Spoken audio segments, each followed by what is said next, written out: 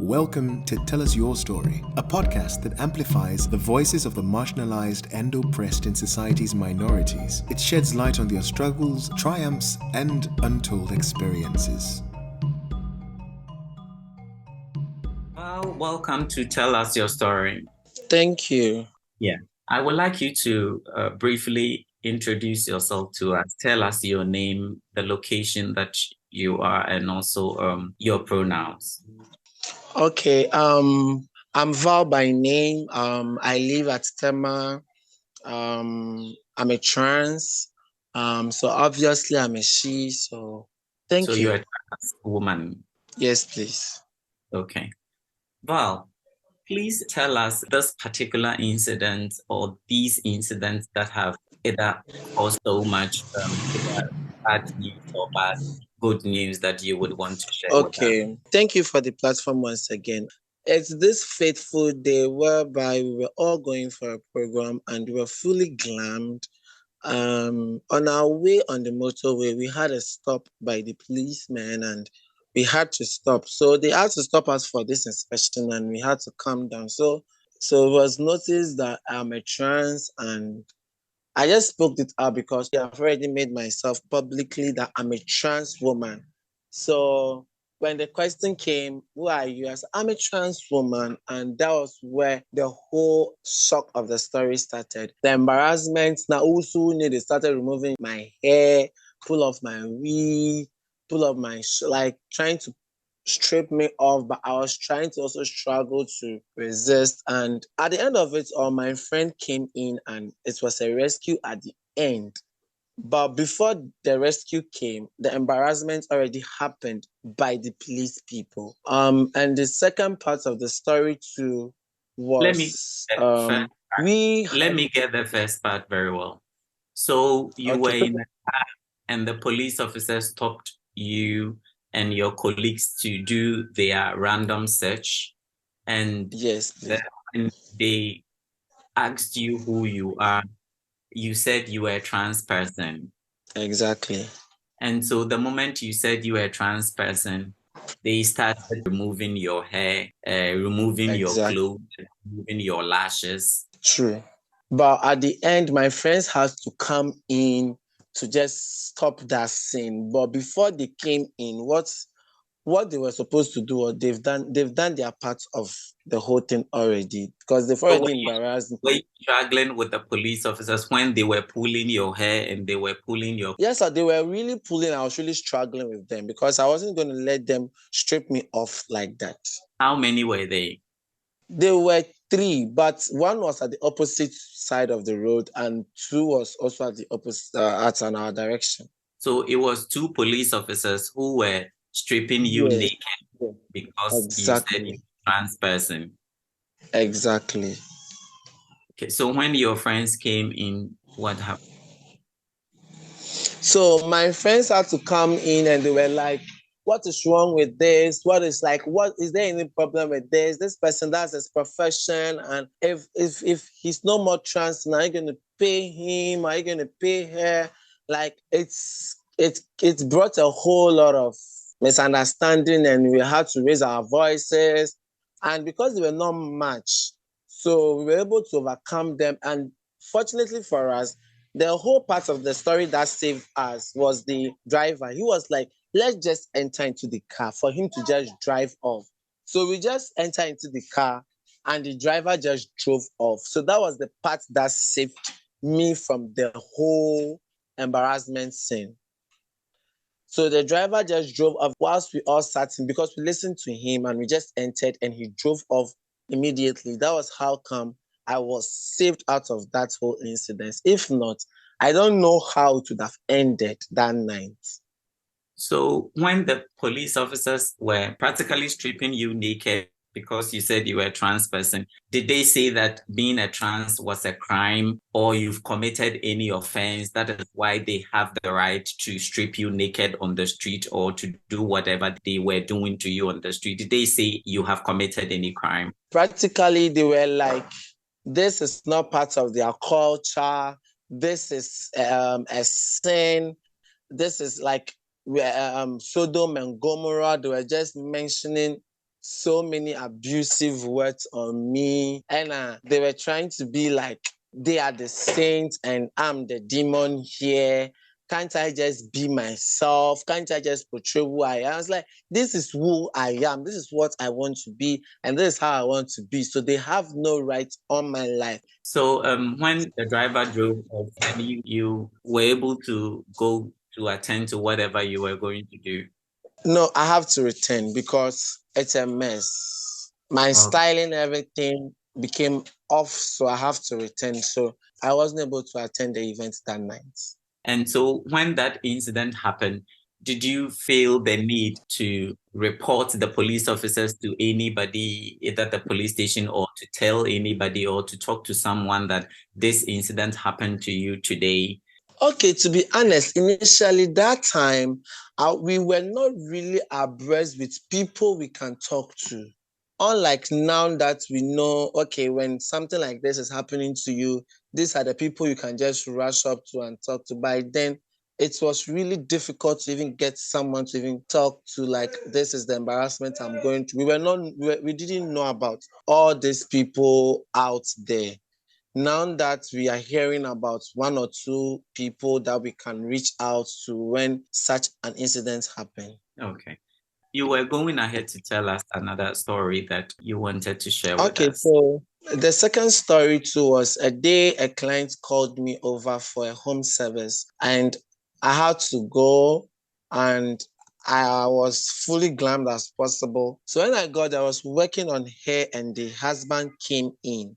So when the husband came in and noticed that this is the person everybody says she's the trans person who's into makeup, that she's like, yes, I was really doing my best in my work. So I was out there. So when the man came in, the man didn't buy the ideas in their dog to chase me out. Abuwa.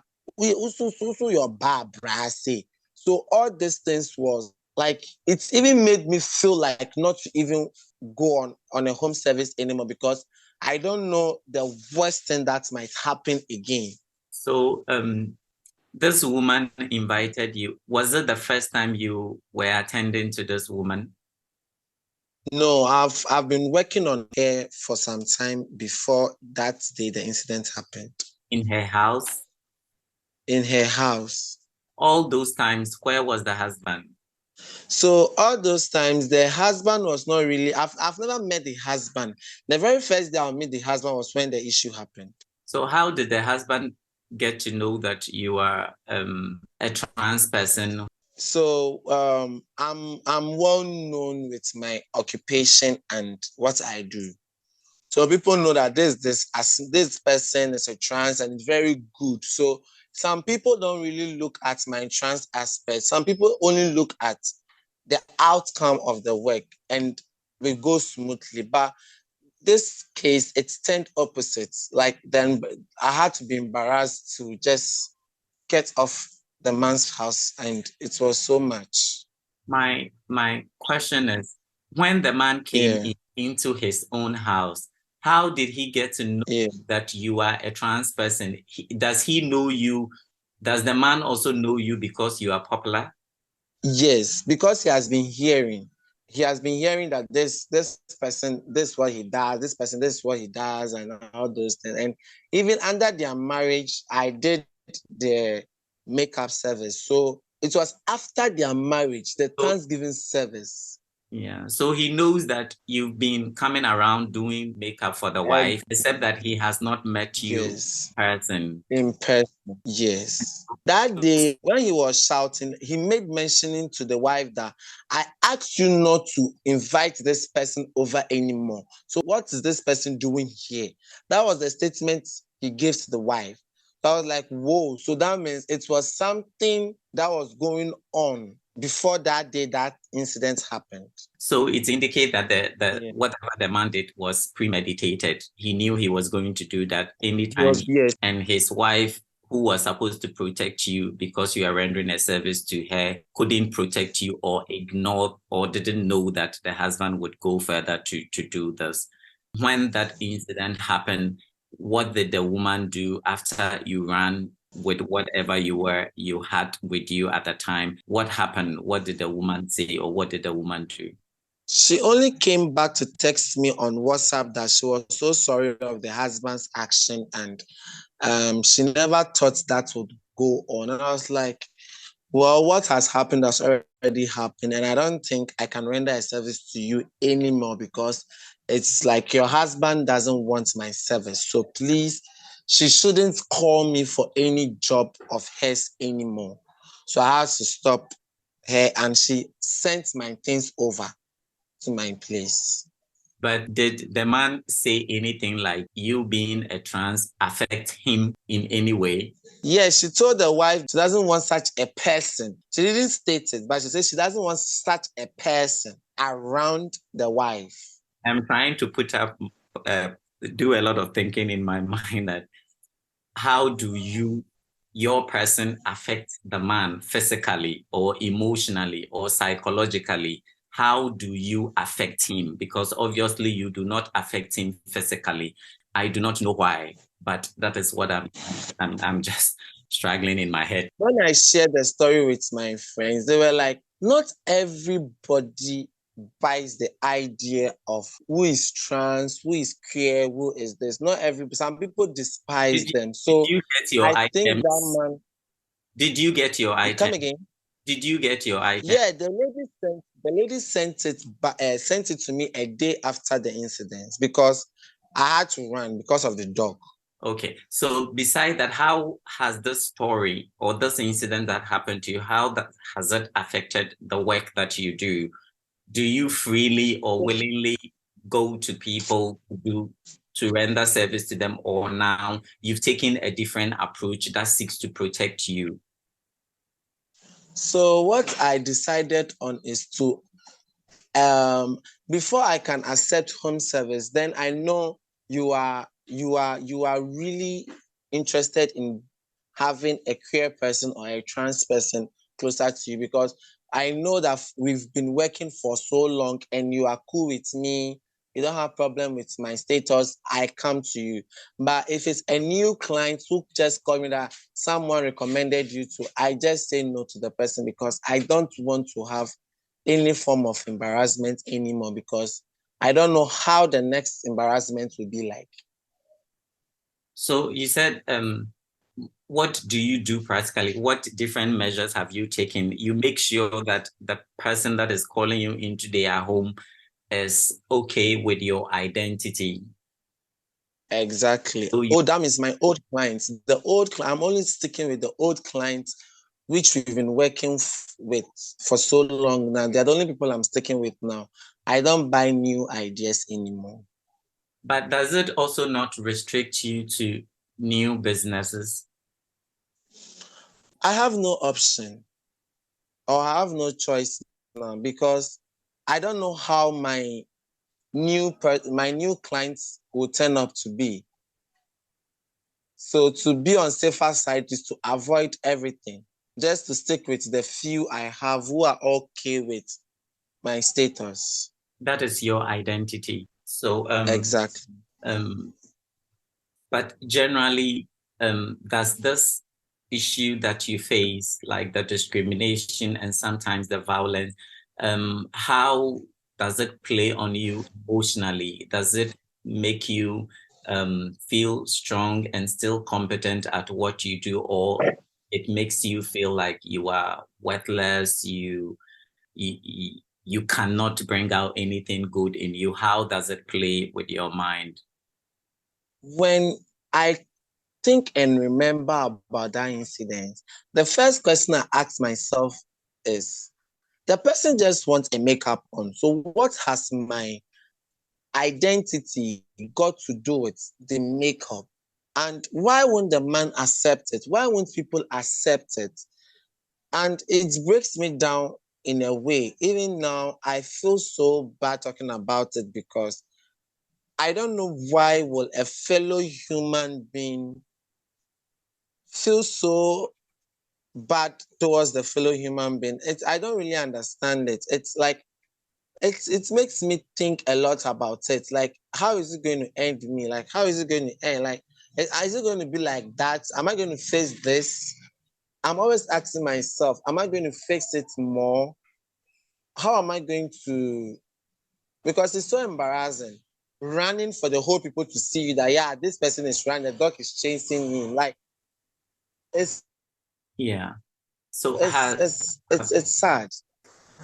have you gotten to any point in your life that does rejection, discrimination, let me put it, does discrimination and sometimes issues of violence had made you to break down and feel like I'm not going to do work, I'm not going to go anywhere, and then I'm going to look for a solution or anything like that? That's broken me down business-wise because I'm not able to flow in the business anymore. I can understand. Limiting yourself to just a few clients you have basically restricts the work you do, and also when it happens like that, anytime I begin to feel my business is coming down, then this incident comes in mind. I'm trying to forget, but it's not going because business is not going on, and it is out of such embarrassment. And the people that saw that incident are making mockery at me, and I can't just pass through that area anymore. Like, because of that embarrassment, it's too much. I always tell our survivors that I am so sorry that you have to give yourself. And so I don't think you would want to change yourself to suit anything that anyone prefers or that makes anyone comfortable. I believe you will continue to be you, and then people would have to adapt, or people would have to adjust based on their understanding of identities. And so thank you very much for sharing this story with us. We really appreciate the courage that you have taken to share the story with us. You can find us on our social media handles on Tell Us Your Story or QuickGev on our social media platform. Thank you. You're welcome. Thank you too. Thank you for opening up and sharing your story with us and to our listeners. Your voice really matters. You are listening to this podcast on our YouTube page. Tell Us Your Story. Follow us for more updates on new episodes on our Instagram handle and on our Twitter at QUGEF, QUGEF. Please hit the subscribe button.